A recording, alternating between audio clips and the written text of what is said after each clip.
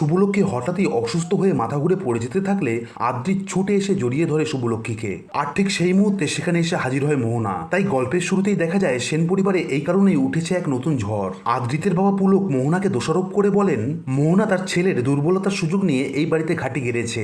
আদ্রিতের বাবার এই কথা শুনে মোহনা পাল্টা উত্তর দিয়ে বলে, আমার ভালোবাসা কখনোই এই বাড়ির কারো দুর্বলতার সুযোগ নেয়নি। আর আমার ভালোবাসার মধ্যে কোনটা ঠিক আর কোনটা ভুল সেটা একমাত্র আমিই জানি। মোহনা আর পুলকের এই কথাবার্তা নিয়ে ঘরের মধ্যে শুরু হয় এক চাপা উত্তেজনা। তাদের এই কথাবার্তা শুনে বাড়ির অনেকেই মোহনাকে সমর্থন করে, আবার কয়েকজন বাড়ির সদস্য শুভলক্ষ্মীকেও সমর্থন করে। আর ঠিক তখনই এই উত্তেজনার মধ্যে আদ্রিত সেখানে এসে হাজির হয়। এরপরে সে সেখানে দাঁড়িয়ে স্পষ্ট জানিয়ে দেয়, ভুল যখন আমারই হয়েছে সেই ভুলের দায়িত্ব আমিই নেব। তাই মোহনা আমার জীবনে আছে এবং ভবিষ্যতেও থাকবে।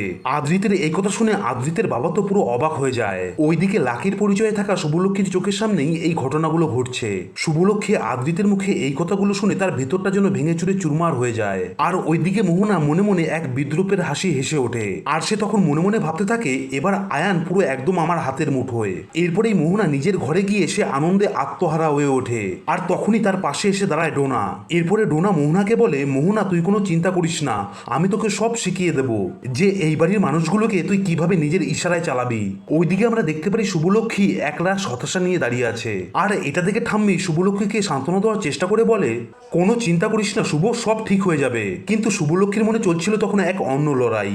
আর সে তখন মনে মনে ভাবছিল, আদ্রিতি যদি তার পাশে না থাকে তাহলে সে বাকি লড়াইটা কিভাবে লড়বে আর কার জন্যই বা লড়বে। ওইদিকে মোহনার এইসব ঘটনা দেখে আদ্রিতের বাবা মানে পুলকও মনে মনে সিদ্ধান্ত নেয়, আমি যে মেয়েকে নিজের পুত্রবধূ হিসাবে এই বাড়িতে নিয়ে এসেছিলাম সেই ঘরের লক্ষ্মীকে আমি আবার ফিরিয়ে আনবো।